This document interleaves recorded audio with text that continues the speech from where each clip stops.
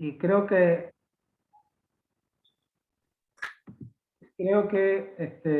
tenemos que tal vez tener eso que Héctor nos decía como la premisa importante para todos los encuentros y hasta la Pascua, ¿no? Es un tiempo de no dispersión, sino de volver a entrar en nosotros, ¿no? Este tiempo de desierto, tiempo que la iglesia nos regala.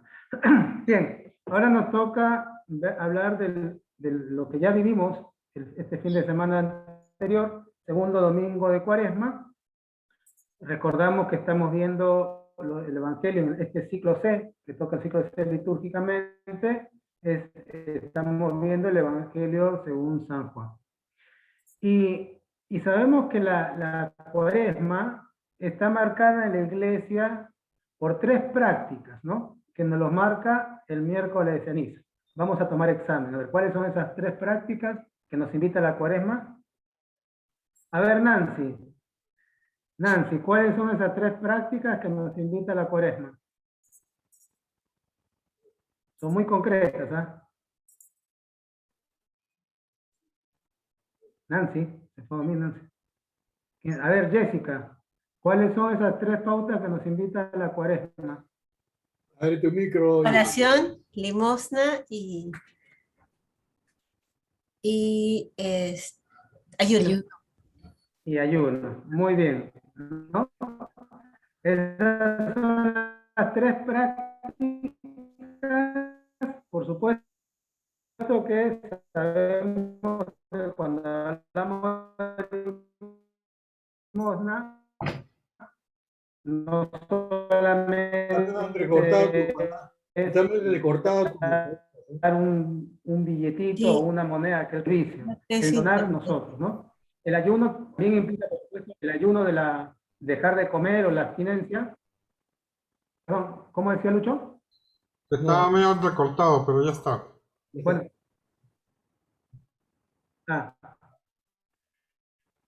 Y el ayuno que no solamente implica, digamos, el hecho de dejar de comer, sino que tenemos pequeñas mortificaciones voluntarias y también aceptar con gozo, en vez de quejarnos, aceptar aquellas cosas que Dios nos propone en este tiempo de Cuaresma, ¿no?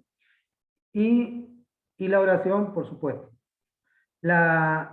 Este segundo domingo de Cuaresma, sobre todo nos recalca la práctica de la oración, ¿no?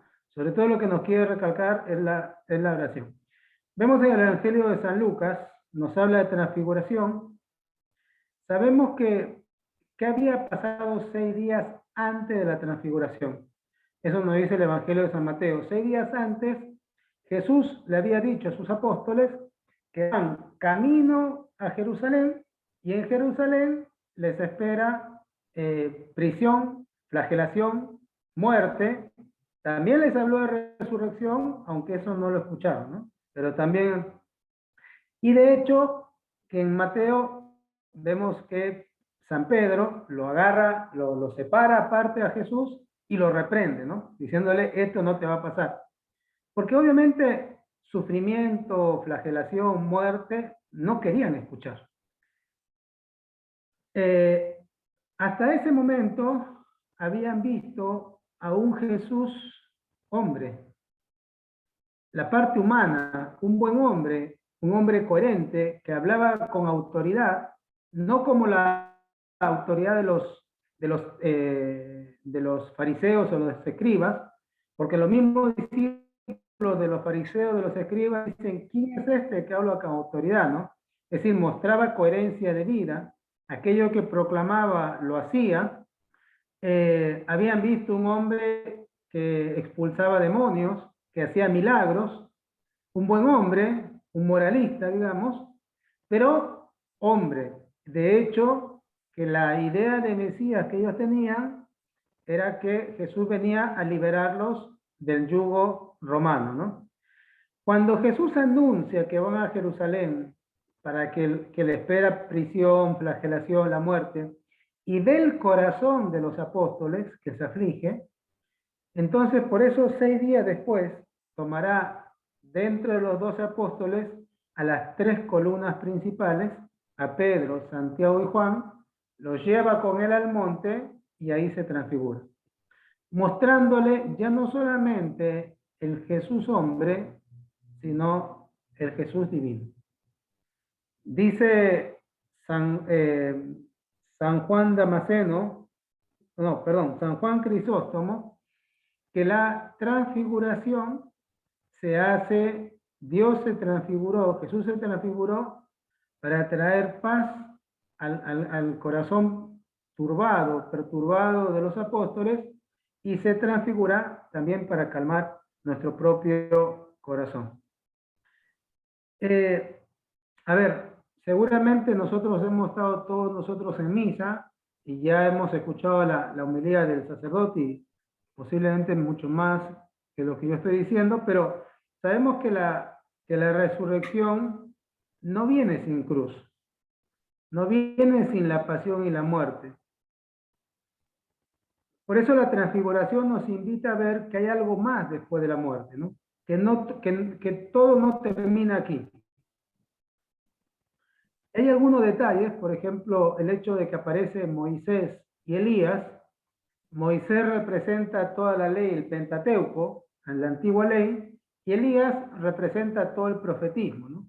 Es decir, la aparición de ellos dos está mostrando que todo el Antiguo Testamento estaba hablando de Jesús, que todo el Antiguo Testamento estaba preparando este momento, ¿no?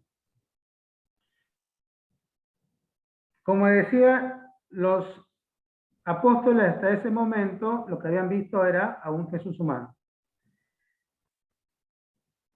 Ahora, claro, para nosotros es fácil, nosotros tal vez en algún aspecto tenemos mucha ventaja que los apóstoles, porque nosotros ya conocemos la película. Sabemos que efectivamente Jesús fue a Jerusalén, lo apresaron, lo flagelaron, lo mataron, pero sabemos que resucita y que está vivo y que triunfa. Pero los apóstoles en ese momento eran protagonistas. Ellos no habían vivido todavía la resurrección en ese momento. Entonces, obviamente, frente a lo desconocido y frente al anuncio de la muerte, la prisión, del sufrimiento, lo rechazan.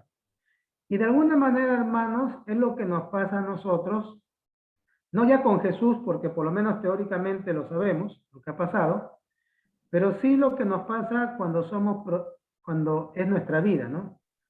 O sea, cuando somos protagonistas de nuestra vida. Cuando no sabemos lo que va a pasar mañana, cuando no sabemos lo que va a pasar dentro de un año, cuando no sabemos cómo va a terminar la cosa. Por eso que así como los apóstoles estaban perturbados ante el anuncio del sufrimiento y de la crucifixión, porque no sabían cómo iba a terminar, muchas veces nosotros también, en nuestra vida, nos perturbamos, nuestro corazón se perturba, se angustia, se entristece, se nubla, y a veces dudamos, porque no sabemos cómo va a terminar la cosa, ¿no? Cuando vivimos momentos de prueba, muchas veces nosotros también actuamos como los apóstoles. Queremos rechazar el sufrimiento, queremos rechazar lo que no nos gusta, porque no sabemos cómo va a terminar. El día que nosotros nos muramos y veamos la película completa de nuestra vida, entonces vamos a decir, ay, qué tonto que fui, ¿no? Me angustié tanto por esto, y esto tenía un sentido. Esto era por esto, ¿no? Pero hoy no sabemos cómo va a ser mañana, no sabemos cómo va a terminar. Por eso nosotros también nos angustiamos. Y por eso, así como los apóstoles necesitaron de esa transfiguración, nosotros también necesitamos la transfiguración en nuestras vidas. Es decir, cada uno de nosotros también necesitamos vivir estos momentos de la transfiguración. Porque también nosotros corremos el riesgo de ver en Jesús solamente la parte humana y olvidarnos de la parte divina. Ninguno de nosotros lo vamos a decir. Por supuesto que todos sabemos el catecismo, que Jesucristo es verdadero Dios y verdadero hombre. Pero a veces nos olvidamos de esa parte divina. Ya San Pablo en la segunda lectura decía, hay muchos que se portan como enemigos de la cruz de Cristo, su fin es la perdición, están pensando en el vientre, en las cosas de abajo. Eso lo vamos a ver enseguida, ¿no? Entonces, yo acá, mis hermanos,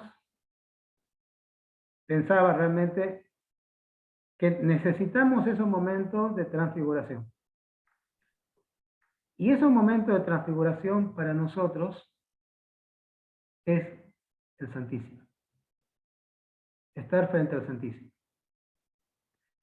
Los apóstoles, todo el día, que durante esos 3 años, todos los días y todo el día, estaban con Jesús al lado. Pero este fue un momento especial. Para estos 3, fue un momento especial, donde Dios se reveló algo más. Nosotros también, sobre todo estando en gracia de Dios, es verdad que tenemos a Jesús adentro.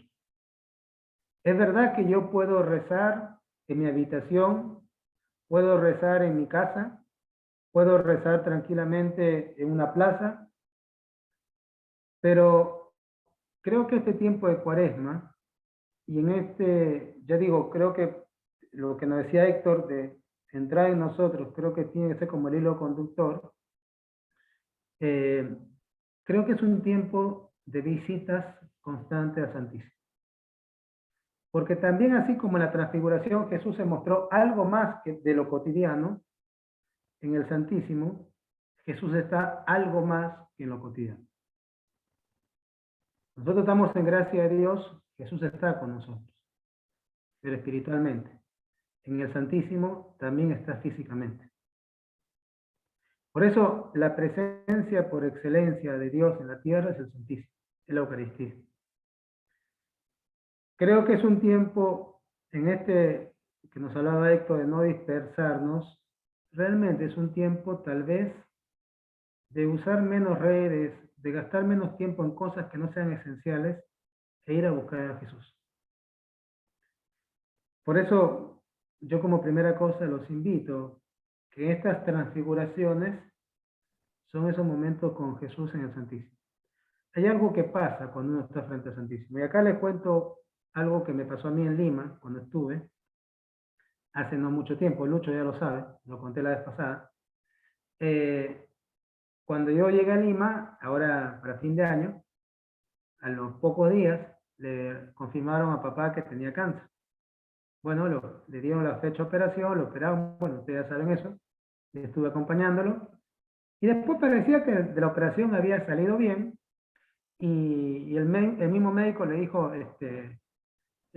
sí, se ve que ha salido todo bien, parece que no va a haber ninguna complicación, después simplemente van a hacer falta controles, ¿no? Pero cuando salió el resultado de la biopsia, no fue así, ¿no? El cáncer había complicado los ganglios y tenían que hacerle quimio. Entonces, yo al ver el rostro de mi padre, a mí me destrozó.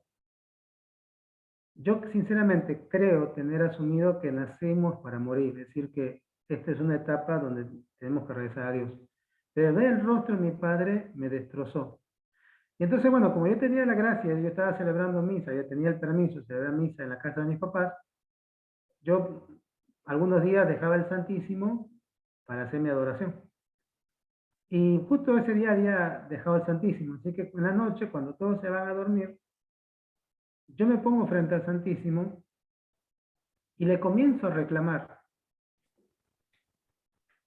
con dolor, que en realidad era culpa mía, pero bueno, porque en todo caso no lo había preparado a mi papá para este momento, qué sé yo. La cosa es que comienzo a llorar, aprieto el Santísimo contra mi pecho, le termino dándole gracias y aceptando realmente su voluntad. Y créanme, hermanos, que en ese mismo instante entró una paz total en mi corazón. Dormí, de la angustia que no podía dormir, me había levantado para rezar. Dormí inmediatamente, estoy a 5.000 kilómetros y realmente tranquilo. Porque cuando uno está frente al Santísimo, hay algo que pasa en nuestro interior. Por eso yo pensaba que estos momentos de transfiguración que necesitamos son estas visitas profundas al Santísimo toda nuestra vida, ¿no? Pero de modo particular en este tiempo de Cuaresma.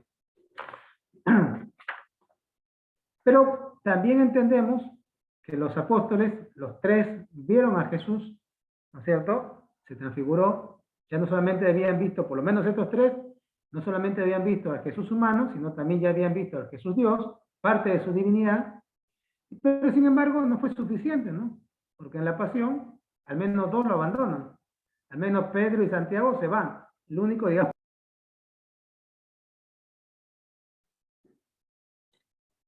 No se oye.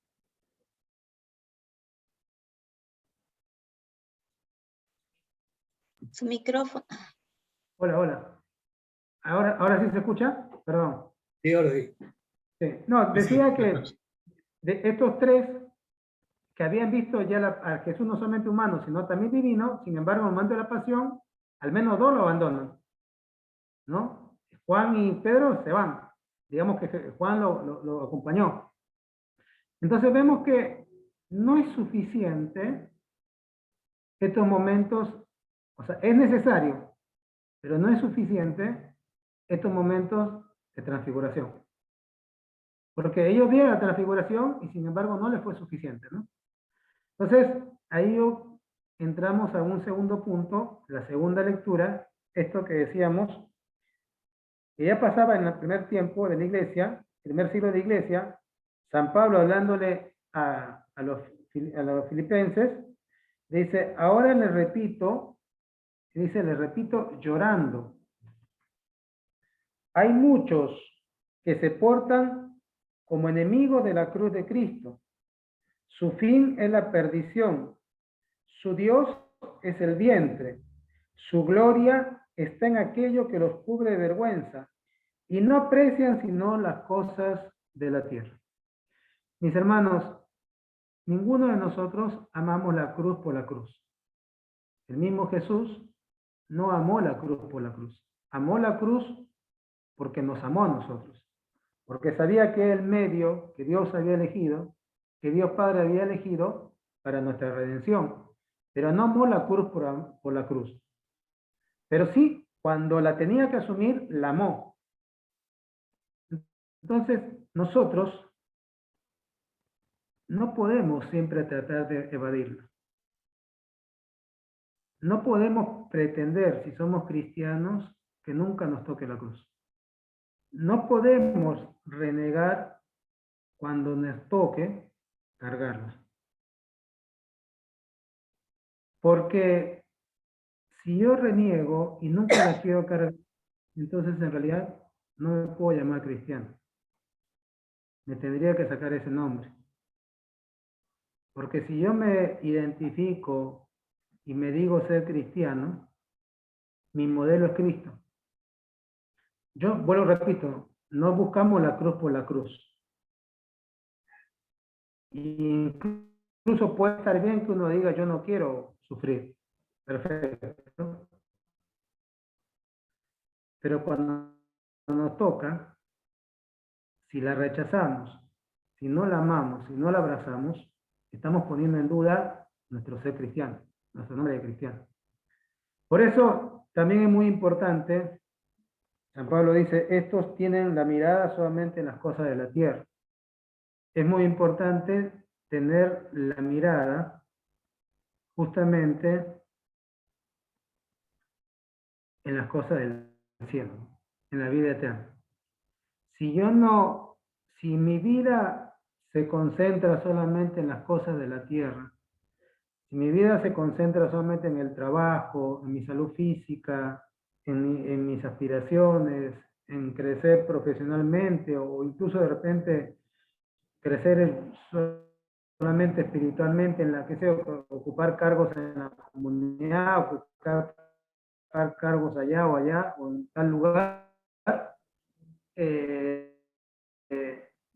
si mi vida se queda en esa divinidad, solamente voy a poder apreciar el Jesús hombre. Nuestra mirada no solamente puede estar acá. Tenemos que estar con los pies en la tierra, tenemos que cumplir nuestro deber de Estado, ser buenos hombres, buenas mujeres, santos hombres, santas mujeres, esposos, esposas, padres, trabajadores, hijos, todo eso, pero mi mirada no puede quedar solamente ahí, porque si no me estoy perdiendo de ver realmente a Cristo, la parte divina.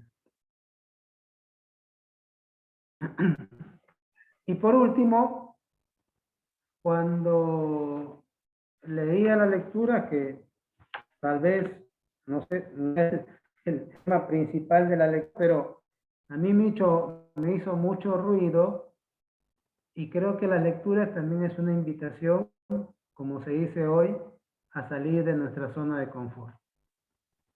Y como dice San Pablo en la segunda lectura, en la carta a los Corintios, que se lee siempre el miércoles de ceniza, este es el tiempo propicio, este es el día de la salvación, ¿no? Es decir, Cuaresma es el tiempo propicio, Cuaresma es el tiempo de la salvación, ¿no? Y creo que la invitación también en las lecturas es de salir de nuestra zona de confort, porque en la primera lectura vemos a Abraham, que Dios lo saca, le invita a salir de Ur, de Caldea, de su pueblo, a un lugar desconocido. Lo invita a salir. Abraham no tenía necesidad de salir. Es decir, muchos de nosotros a veces emigramos o hemos lugar en busca, sobre todo en países a veces cuando estamos en crisis, en busca de un mejor trabajo, lo que sea, ¿no? Abraham podríamos decir que era un gran hacendado. Tenía su vida tranquila, tenía su esposa, sus hijos, su ganado, sus sirvientes, no necesitaba salir. Él estaba bien. Sin embargo, Dios lo invita a salir. Y en el pasaje de la transfiguración, vemos, como siempre, de modo simpático, San Pedro, dice, Jesús, ¿no? Señor, qué bien estamos aquí. Hagamos una carpa para ti, otra para Moisés y otra para Elías, ¿no? Aunque no está en el pasaje, pero obviamente Jesús le dirá, no, Pedro, tenemos que bajar. Es decir, tenemos que salir, ¿no? Y creo, mis hermanos, que también este es un tiempo propicio para caminar, ¿no? Es decir, para también en este caminar, en este salir, dejar atrás aquellas cosas. Hay alguien que está con un perrito ahí. Podría poner su micrófono en con volumen. Bueno, podría decir, en esta invitación a salir, en esta invitación a caminar, es tiempo de una vez por todas, tirar, por ejemplo, si a mí me queda algún resentimiento. Tirar, por ejemplo, desear tirar, por lo menos, desear tirar mis sensualidades desordenadas. Desear tirar, qué sé yo, al tacho para siempre mi juicio, mi condena, ¿no? Cada uno sabe lo que tenemos, lo que en este momento me está impidiendo realmente que mi corazón se encuentre al corazón de Jesús. Puede ser de repente el activismo, lo que sea, pero creo que es un tiempo especial. Cuaresma, no solamente el sacerdote cambia el color morado, sino que realmente es un tiempo de gracia, un tiempo donde Dios quiere hacer cosas grandes en la vida de cada uno de nosotros y también como comunidad. Pero es importante, las gracias, Dios, eso se ocupa Dios. Lo que cada uno de nosotros nos tenemos que ocupar es de preparar para recibir esa gracia. Por eso creo que es un tiempo de caminar, de salir un poco de nuestra zona de confort. Y realmente si este tiempo, ya han pasado prácticamente 15 días, 14 días que hemos empezado el tiempo de Cuaresma. Si mi vida está siendo en estos 14 días igual que antes del miércoles de ceniza, atención, porque nos estamos perdiendo una gran oportunidad. Nos quedan 25 días más o menos. Hay que aprovecharlo, ¿no? Mi vida no puede ser igual. No puedo estar rezando lo mismo que rezo siempre. No puedo estar sirviendo lo mismo que sirvo siempre. no puedo estar ofreciendo lo mismo que estoy ofreciendo, ¿no? Es decir, si la iglesia, que es nuestra madre y que obviamente no nos engaña, ¿no? La iglesia, que es nuestra madre, no nos engaña, nos propone y nos invita estas tres prácticas, es porque realmente son necesarias, ¿no? Entonces, bueno, creo que cada uno de nosotros tendrá que pensar en qué el Señor nos está invitando a salir, en qué el Señor, y creo que también, por ejemplo, esto que decía de la visita al Santísimo, es una manera de salir, porque claro, estoy más cómodo en mi casa, más calentito, más fresquito, no tengo que salir, no me tengo que cambiar de repente, pero esto de salir también en busca del Señor, el Santísimo, también es un salir, ¿no? Bueno, mis queridos hermanos, eh, por mi parte esto es todo. Y también quiere, ay, Si hay algún mira, que le voy a dar comentario mi o papá. pregunta, si hay un comentario o pregunta, acá estamos. Responde Yuri o Héctor. Bueno, muchas gracias, padre. Si hay alguna... No, lo que me ha gustado, a ver, me permite, digo, Sí, dos cositas muy concretas, ¿no? Me ha aclarado esto de Jesús no amó la cruz por ser la cruz, sino porque la cruz estábamos nosotros, ¿no? Esta aclaración a Juani le hubiera encantado, porque siempre Juani decía, ¿cómo María, dice, Osvaldo siempre insiste mucho que María amó la cruz, ¿no? Y Juani decía, ¿pero por qué, no? Y le habla ahora Víctor, ¿no? No la cruz por la cruz, sino porque en la cruz están nuestros pecados, nuestra miseria y todo lo demás. Esa primera observación, bueno para mí, la visita al Santísimo también, recién tomo conciencia de lo importante que es. Con esto de la pandemia, aparte que la parroquia a veces para cerrada en la mayor parte del tiempo, entonces a veces cuesta, pero voy a tratar de cumplir eso, ¿no? Y la otra sí, como un comentario, como una pregunta, me así, es digamos cuando decimos que nosotros ya sabemos la historia, ¿no? ¿Por qué los tres apóstoles, dos no creyeron, ¿no? Y los demás tampoco? Yo, siempre mi explicación ha sido, Víctor, de que no es por el Espíritu Santo, porque ellos, los apóstoles, todavía no habían tenido el Pentecostés. Nosotros sí. Entonces, los apóstoles no tenían Espíritu Santo. Explícame eso, no sé. A lo mejor estoy equivocado. A ver, sí, por supuesto que hay un super plus en nosotros de Pentecostés, ¿no? De hecho, que los mismos apóstoles después de Pentecostés ofrecen la vida, Sí, en lo que se habían negado, después van y ofrecen la vida. Pedro y Juan dicen, estamos contentos de sufrir por Cristo después de que lo han latigado, todo eso. Hay un plus muy grande en eso. Pero también tiene que ver, digamos, Jesús con su aparición calmó su corazón, ¿no? Pero no, por eso es lo mismo que en nuestra vida. Cuando, a ver, en esto que yo contaba del Santísimo, ¿no? Jesús calmó mi angustia que yo tenía en ese momento, en esa noche. Pero no basta una vez, ¿no? Es decir, ese encuentro con Dios no basta una vez. A eso yo quería resaltar eso. Es decir, que por más que fue un momento muy especial, donde solamente tres tuvieron el privilegio de ver parte de la divinidad de Jesús, verlo, digamos, parte, no solamente Jesús como hombre, sino divino, no basta un solo encuentro importante, ¿no? Así que nuestra vida tiene que ser constantemente esta búsqueda de estos encuentros. Yo quería reafirmar eso, pero por supuesto que Pentecostés marca un antes y un después. gracias. claro. Y una cosa que con respecto al tema del amar a la cruz, eh, que también es una lección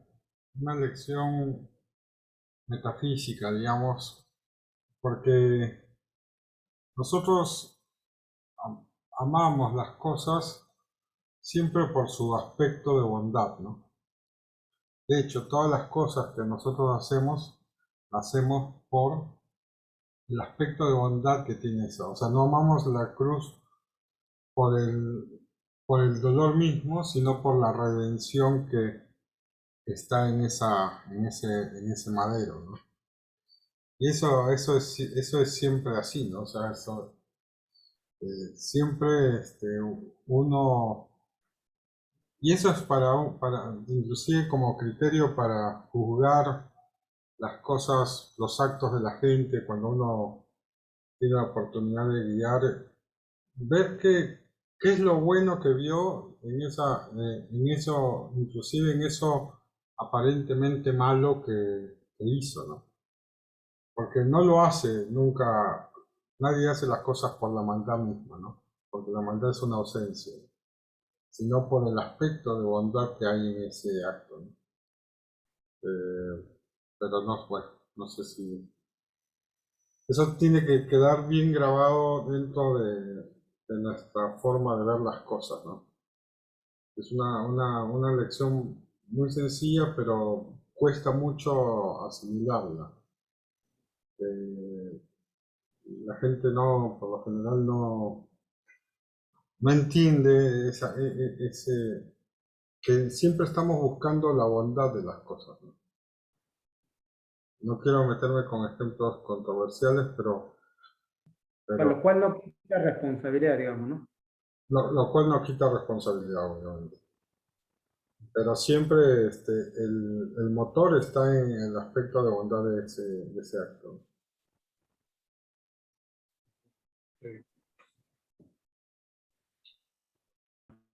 ¿Alguna pregunta, Rocío? Eres de las fieles que siempre estás con nosotros. Bueno, yo pensaba un poco pensaba en la cruz y en el miedo que da cuando se te presenta y cómo después eso te redime cuando la besas, ¿no? Y lo segundo, también pensaba en salir de la zona de confort, ¿no? A veces para algunos de nosotros salir de la zona de confort es salir de nuestra zona de las cosas que ya conocemos. Si se entiende bien en la evangelización, en nuestros actos de piedad, ¿no? Y entrar a lo más, a lo más cotidiano en nuestros deberes de Estado, ¿no? En eso pensaba. No sé si podrías ahondar, Padre Víctor. Sí, yo cuando me refería, sí, sí, lo de la zona de confort es, implica muchas cosas, ¿no? Por un lado, era esto de donde nosotros nos damos cuenta a lo mejor que necesitamos dejar cosas y no las queremos dejar. Este es el tiempo propicio para dejarlas. Por otro lado, lo que vos decís es tal cual, nuestro deber de Estado. Y también creo que es un tiempo, eso no lo dije, un tiempo donde tenemos que estar afinar mucho nuestros ojos y nuestros oídos espirituales, porque este es un tiempo donde Dios nos habla mucho y nos puede invitar con pequeñas cosas e incluso cambiar nuestras estructuras. A mí me quedó muy impactante cuando la Virgen se le aparece a Santa Bernardita. Santa Bernardita era una mujer, una niña, una adolescente prácticamente ignorante. Lo único que sabía era hacerse la señal de la cruz, ¿no? Eso es lo único que sabía bien, teóricamente. Cuando la Virgen se le aparece la primera vez, ella se va a hacer la señal de la cruz y la Virgen le dice, no, Bernardita, yo te voy a enseñar a hacer nuevamente la señal de la cruz. Es decir, ni siquiera le dejó eso, ¿no? Entonces, yo creo que también este es un tiempo donde tenemos que estar muy atentos porque Dios por ahí nos va a invitar a alguna cosa, nos va a decir algo en el corazón, en el alma. Por eso es importante lo esto lo de la primera charla de Héctor, no es un tiempo de dispersión, sino más bien de más para adentro, ¿no? Esta invitación al desierto, porque Dios quiere hablar, es que es un tiempo realmente especial, un tiempo de gracia. Entonces, también era eso la invitación, de estar atentos a no vivir con solamente rutinariamente, sino estar atentos porque el Señor en este salir, de repente, dentro de esa rutina que uno hace entre todos los días, algo el Señor nos quiere decir. No sé si me explico. Ujú. No sé si me expliqué, Rocío. Sí, es claro. Sí, gracias. Aquí Mario está levantando la mano, a ver si la escuchamos. Buenas noches, Héctor, a todos. Padre, muchas gracias por esta reflexión que nos ayuda a mejorar la comprensión de este tiempo de Cuaresma. En la parte del domingo, el segundo domingo de Cuaresma, cuando Pedro indica al maestro, qué bien se siente aquí, también se siente, ha escuchado varias interpretaciones o enfoques al respecto.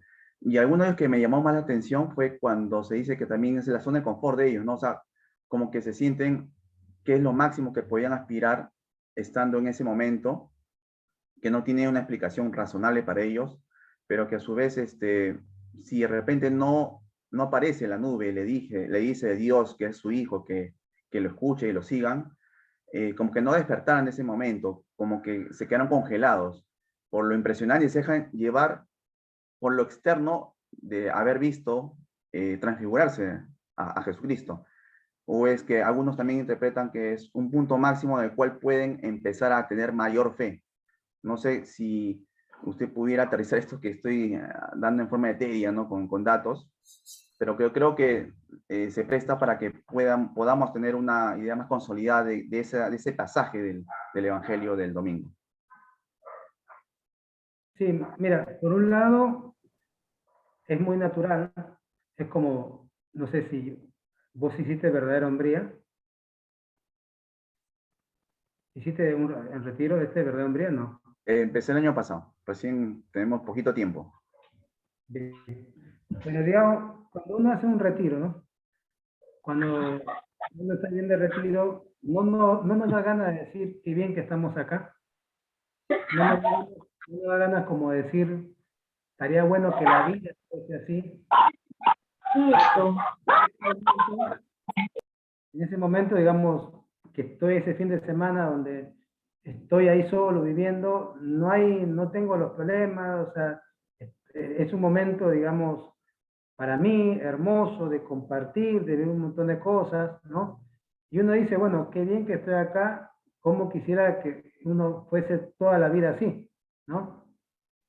O sea, obviamente ver a Jesús en esa su manifestación, donde Él se presenta, no solamente humanamente, sino divinamente, ver para un judío, ¿no?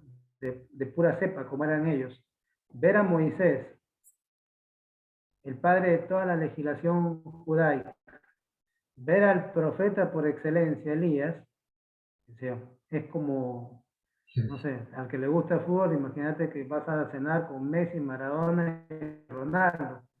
Sí, no sé, ¿no? Es decir, una cosa que era como lo máximo, entonces, obviamente, qué bien que estamos acá, ¿no? Acá estamos excelentes, ¿no? El punto máximo de la fe, no sé, yo no sé si se puede decir que sea el punto máximo de la fe, porque justamente el punto máximo de la fe viene con Pentecostés, ¿no? Por la presencia del Espíritu Santo que se derrama en nosotros, ¿no? Pero sí, obviamente, esa visión fue un momento muy fuerte de, bueno, una presencia sobrenatural, ¿no? Un encuentro sobrenatural con Dios y también con estos santos padres, ¿no? Elías y Moisés. Yo te diría un poco eso. Perdón, ¿cómo es tu nombre? Jorge, ¿no? Son Mario, Mario. Mario, Mario, perdón. No sé gracias, si me padre. explico, Mario. Sí, le entiendo, gracias. Gracias, Mario. María Esther, quiere Está levantando la mano también. Padre Víctor, ¿cómo está? Disculpen que no puedo prender la cámara porque no sé qué problema tengo aquí y no puedo prender No se ha la peinado, máquina. Maricel, no se ha peinado, Maricel. Estoy que pongo y no sé qué tiene la máquina. Pero bueno, Padre Víctor, de verdad muchas gracias por el tema. Definitivamente creo que nos cuestiona a todos, ¿no? A mí al menos siempre algo que me ha movido mucho es el amor que el Señor ha tenido por nosotros al haber muerto en la cruz, pero cómo ama la cruz. O sea, nunca se queja, y muy por el contrario, es un amor pues que no tiene límites, que es inexplicable, ¿no?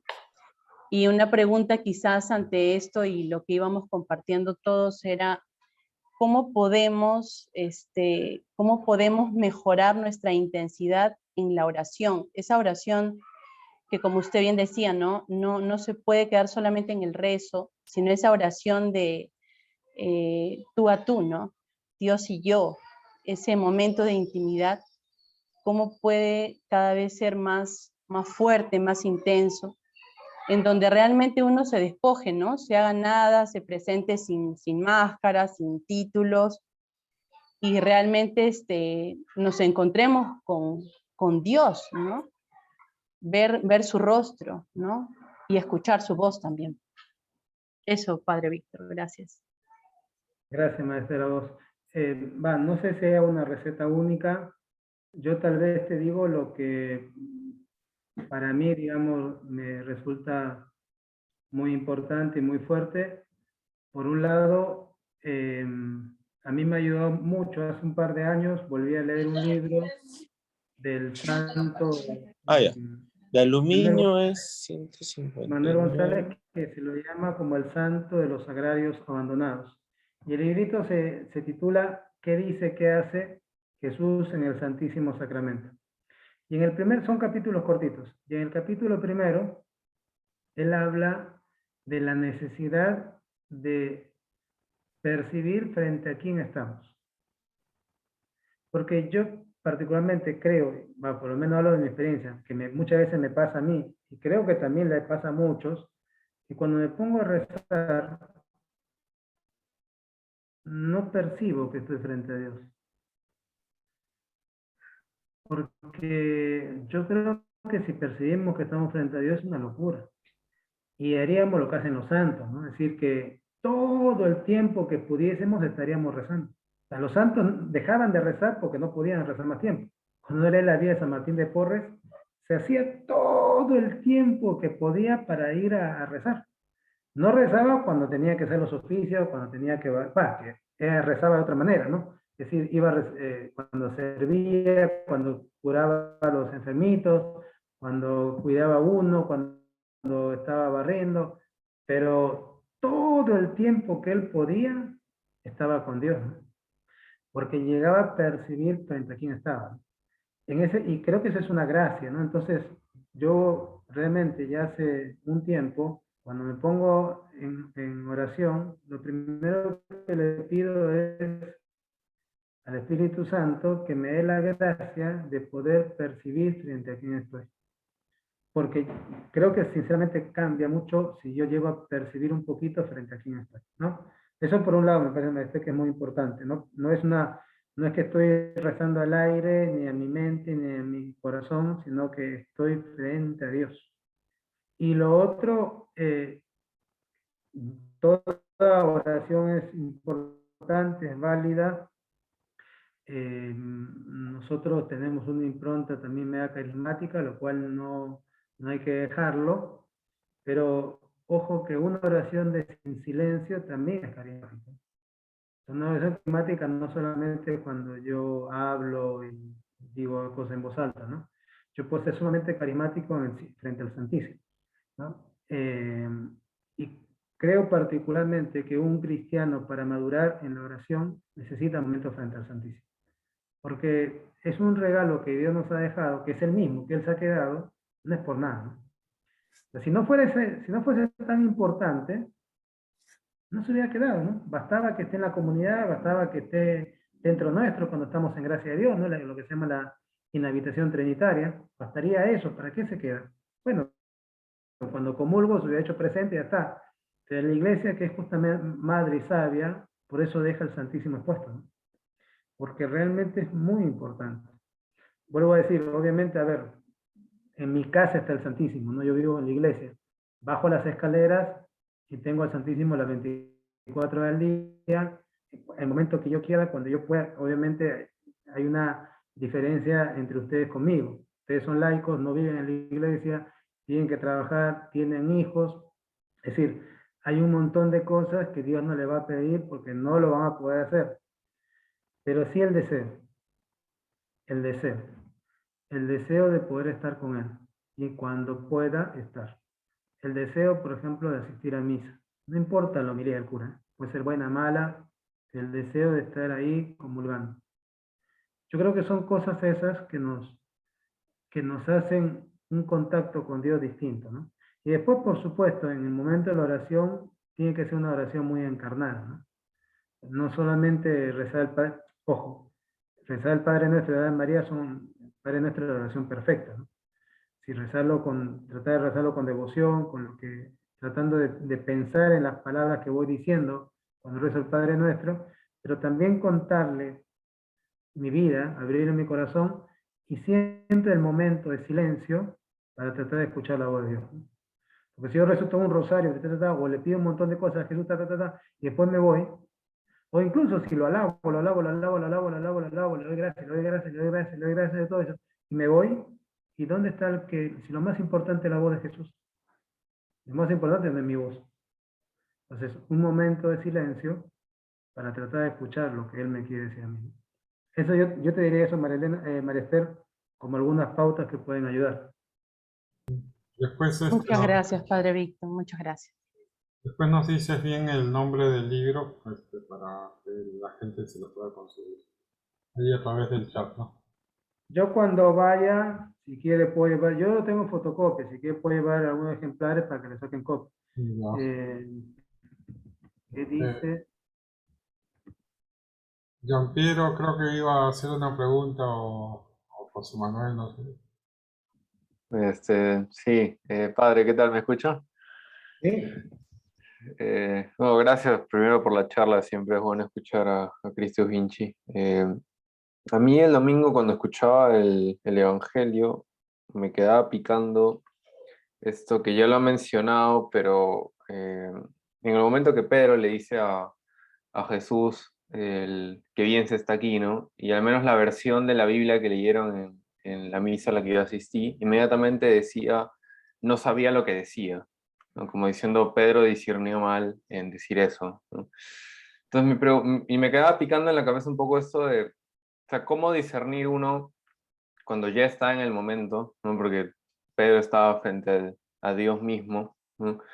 E incluso así no supo discernir, ¿no? Entonces, ¿cómo aprender a discernir o qué pauta seguir para discernir cuando uno, o sea, cómo reconocer cuando uno está en un momento o sea, en que está siguiendo la voluntad de Dios, ¿no? Y lo contrario, más bien cuando uno no está siguiendo esa voluntad, ¿no? Porque yo imagino a Pedro en ese momento extasiado, no sé, hasta decir, como estaban los discípulos en Pentecostés, ¿no? Totalmente empasmado por lo que veía a Dios mismo.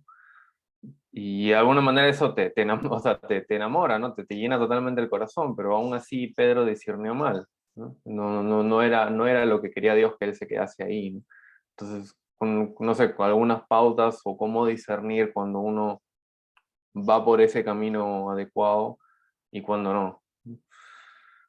Habría que ver, por un lado, yo no sé griego, habría que preguntarle a Héctor o a José Manuel, ellos que saben griego, pero para ver la traducción original, digamos, ¿no?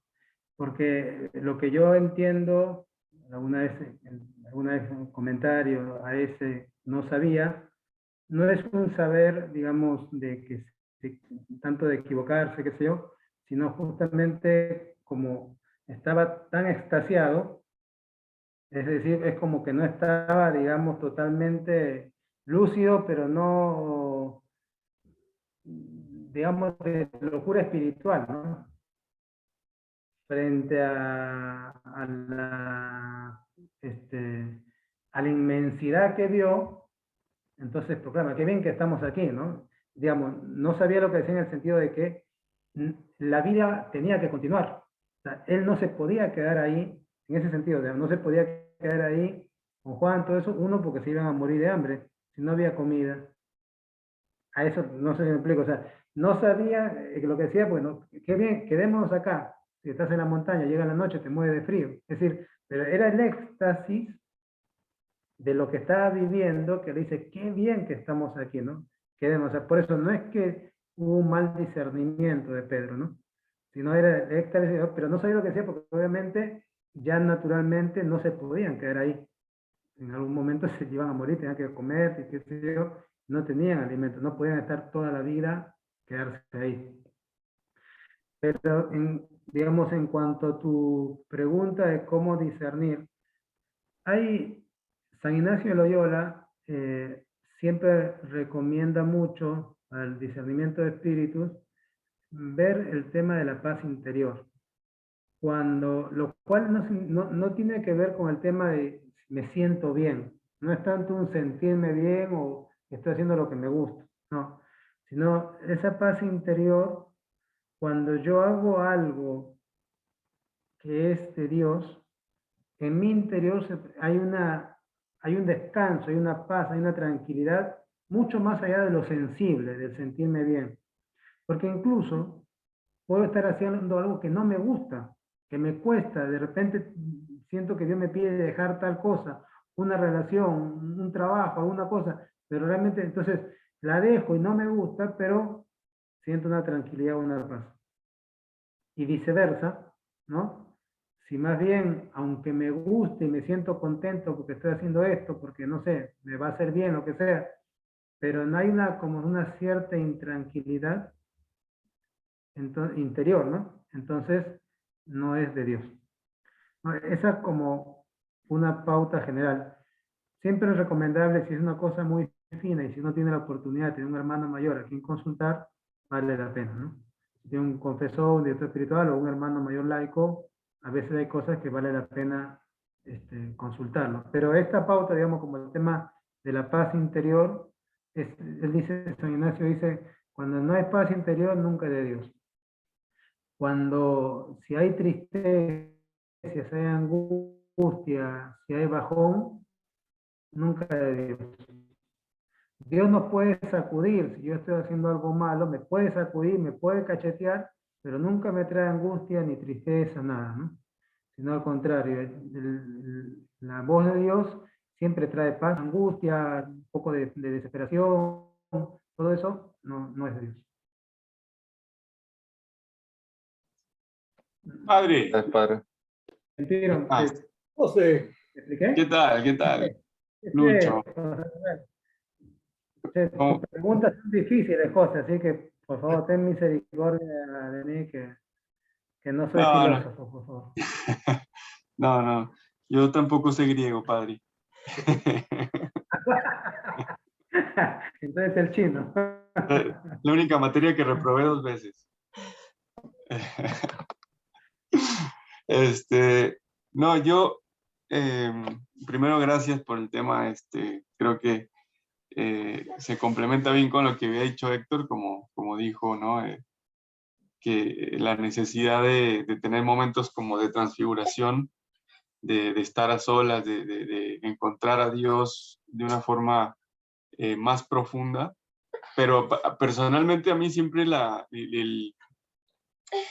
una dificultad es encontrar como esa tranquilidad, o sea, como que uno a veces siempre llega con muchas cosas en la cabeza y que después tengo que hacer esto, y muchas veces uno termina la oración, pero en realidad la hizo por cumplir, ¿no? Pero como que te quedas también con esa sensación de que no, hay algo más en la oración que yo puedo, o sea, puedo hacer algo más, o puedo pedirle a Dios algo más, o puedo aquietarme para tener un contacto más profundo y que no sea simplemente por cumplir, o que no esté preocupado en otras cosas, pensando en 15 cosas diferentes en lo que a lo mejor hice la oración. Entonces, Y es un poco parecido a María Esther, que, o sea, cómo tratar de mejorar en eso, ¿no? Creo que, bueno, personalmente en esta cuaresma yo quisiera volver a esa oración más, o sea, que me acerque más a Dios, en la cual pueda, sí, encontrar más a Dios. A ver, José, yo creo que lo que te pasa a vos nos pasa a todos en general, porque venimos a un ritmo tan acelerado que nos cuesta. Por un lado, siempre tendríamos que ser así, pero de un modo particular en la cuaresma, la oración no puede ser a vuelo de pájaro. O sea, yo no puedo mezquinar con Dios, no le puedo dar 5 minutos. A ver, habrá algún día, vos trabajas, papá, esposo, o sea, tenés muchas cosas, actividades, tenés un nene chico, o sea, por ahí a veces duermes mal, igual que Janet, qué sé yo, todo. Podrá haber algún día, 2 días, y no has tenido tiempo, y bueno, Señor, 1 minuto, tendré en mi corazón, chao, me voy a dormir. Pero la oración necesita un tiempo.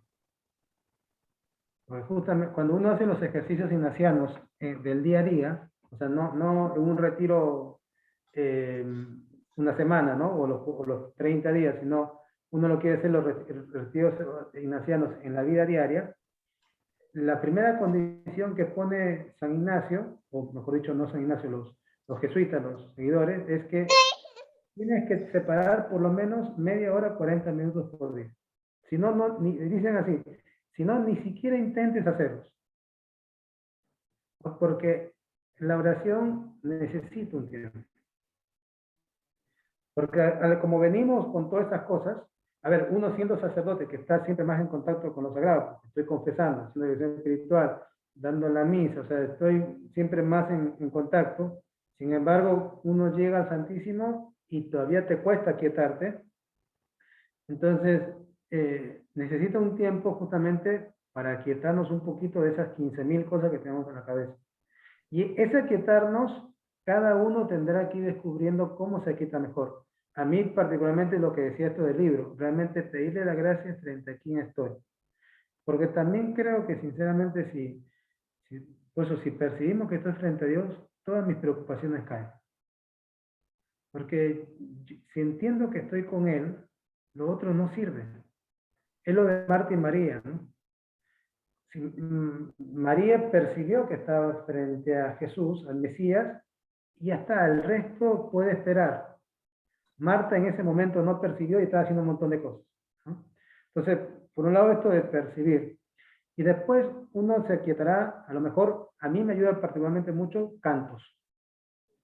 Yo comienzo a cantar los cantos así de la comunidad, que sé yo, y eso a mí me va quietando. Pero cada uno tendrá que buscar, a lo mejor una lectura, a lo mejor, no sé, un Ave María, o mejor solamente silencio, pero pedir esta gracia de poder percibir frente a quién estoy, me parece fundamental.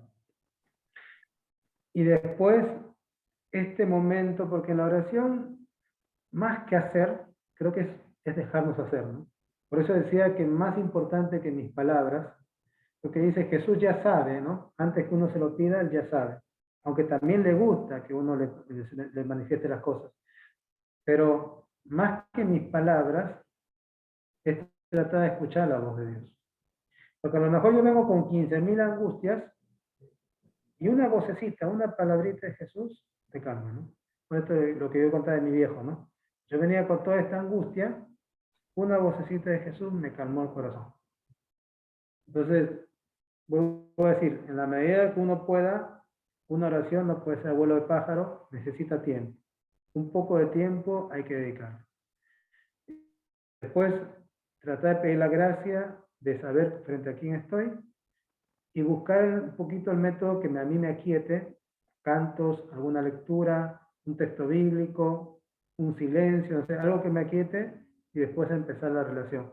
Y dejar siempre un momento de silencio para tratar de escuchar la voz de Dios. Por lo menos, José, ese sería un poquito mi consejo. Tal vez un poquito lo mismo que dije de María Esther. Pero es eso, ¿ya? Y no es tanto lo que yo pueda hacer, sino también lo que el Señor quiere hacer en mí en ese momento, ¿no? A Claro. ver, Tico, Gracias, Padre. unos pocos No, segundos, como para, a mí me tranquilizó hoy escuchar al padre Santiago Martín, no te pongas celoso, Víctor, y él contaba dentro de su prédica de que la Santa Teresa de Calcuta dice que tuvo un encuentro profundo, yendo en tren o avión, y su llamado a formar bueno, el apostolado que hizo ella, ¿no? Pero dice que de ahí, todo su tiempo hasta que murió, ella manifestaba de aridez. De ¿te aridez. manifestaba qué? De Aridez 10. espiritual. Pero ella dice todos los días frente al Santísimo, 2 horas. Y a todas sus seguidoras, las monjitas también, antes de salir a hacer apostolado, los pobres, 2 horas frente al Santísimo orando. Claro. Pero la Madre Teresa de Calcuta, parece que hay escrito, usted que usted se investigue, que siempre tuvo como una aridez espiritual. Sí. Eso es verdad. Creo que tuvo más de 35 años de aridez espiritual la Madre Y Teresa. como 40 creo, ¿no? 40, Nosotros nos quedamos por 2 días que no podemos encontrar más contacto. Otra cosa, perdón, José y tal vez María Esther también ayude. Creo que también es importante durante el día, mientras que voy trabajando, Circulatorias. porque a lo mejor si yo todo el día estoy desconectado de Dios y me quiero conectar al momento de la oración, es como que mucho el cambio, ¿no? Pero sí ayuda de repente durante el día las pequeñitas oraciones, ¿no? Jaculatorias, hacer pequeñas oraciones, mi pensamiento a Dios, alguna palabrita, a la Virgen, porque eso durante el día me va manteniendo en sintonía, ¿no? Entonces es más fácil cuando agarre mi momento de oración que estén más en sintonía. Si yo me olvido de Dios durante el día y después del momento de oración quiero estar con Él, me va a costar más, ¿no? Pero esa sintonía, ofrecer, voy a empezar a trabajar, te lo ofrezco, Señor, ¿no? Voy a empezar a cocinar, te lo ofrezco, Señor. Voy a empezar, no sé, una charla con alguien, te lo ofrezco, Señor. Es decir, esa cercanía continua me ayuda al momento culmen de la oración. Sí. Y entender un poco que Gracias, Padre.